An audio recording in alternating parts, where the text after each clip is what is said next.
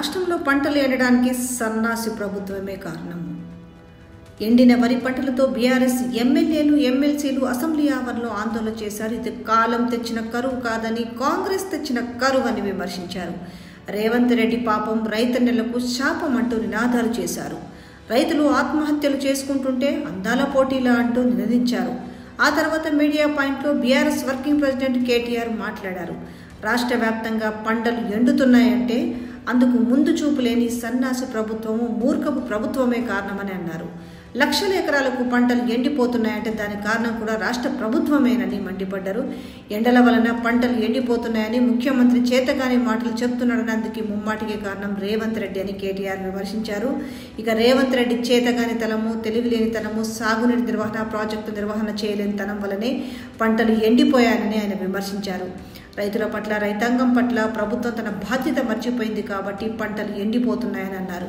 ఎండిపోయిన ప్రతి ఎకరానికి 25,000 చొప్పున పంట పరిహారాన్ని చెల్లించాలని డిమాండ్ చేశారు. రైతన్నలకు నష్టపరిహారం ఇచ్చేందుకు ఈ బడ్జెట్లోని నిధులు కేటాయించాలన్నారు. అందుకు రాష్ట్ర ప్రభుత్వం పూర్తి బాధ్యత తీసుకోవాలని రాష్ట్ర ప్రజల తరపున తాము డిమాండ్ చేస్తున్నామని చెప్పారు. ఎండిన పంటల అంశానికి సంబంధించి రాష్ట్ర ప్రభుత్వాన్ని ఎండగట్టేందుకు, రైతులకు అండగా భరోసాగా ఉండేందుకు ఆయా ప్రాంతాల్లో తమ పార్టీ పర్యటిస్తుందని కూడా తెలిపారు. అంగట్ల అన్నీ ఉన్నా అల్లు నోట్ల శని అన్నట్లు రాష్ట్ర ప్రభుత్వానికి రైతుల పట్ల సోయి లేదని, బాధ లేదని కేటీఆర్ విమర్శించారు. రాష్ట్రంలో 480 మందికి పైగా రైతన్నలు ఆత్మహత్య చేసుకున్న కాంగ్రెస్ ప్రభుత్వానికి కనికరం లేదని మండిపడ్డారు. కేసీఆర్ మీద కోపంతో మేడిగడ్డను ఎండబెట్టడం వల్ల రైతులకు ఇబ్బంది అవుతుందని చెప్పారు.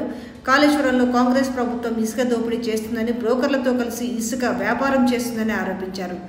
గోదావరి పరివాహక ప్రాంతంలో పూర్తిగా పంటలు ఎండుతున్నా రాష్ట్ర ప్రభుత్వం చేష్టలుడికి చూస్తుందని కేటీఆర్ ఆగ్రహం వ్యక్తం చేశారు.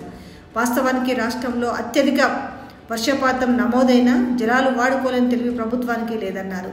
కృష్ణా జలాలను వాడుకొని కృష్ణా పరివాహక ప్రాంతంలో సమృద్ధిగా పంటలు పండించామని చెప్పారు.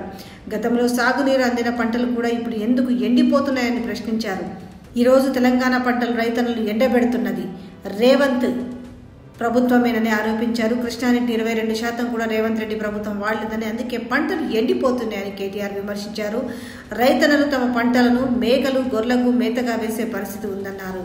దేవాదుల పంపుల నిర్వహణ కోసం 6 కోట్లు ఇవ్వకపోవడం వలన 600 కోట్లకు పైగా నష్టం జరిగిందని చెప్పారు. లక్షల ఎకరాల పంట దెబ్బతింటుందని, ఈ దున్నపోతు ప్రభుత్వం మా నాయకులు లేపేదాకా మొద్దు నిద్ర లేవడం లేదని, దేవాదుల పంపులను పట్టించుకోలేదని విమర్శించారు. అందుకే ఇది కాంగ్రెస్ తెచ్చిన కరువు అంటున్నామని, రేవంత్ రెడ్డి కేసీఆర్పై ద్వేషంతో తెచ్చిన కరువు అని కూడా ఈ సందర్భంగా ఆయన మాట్లాడడం జరిగింది.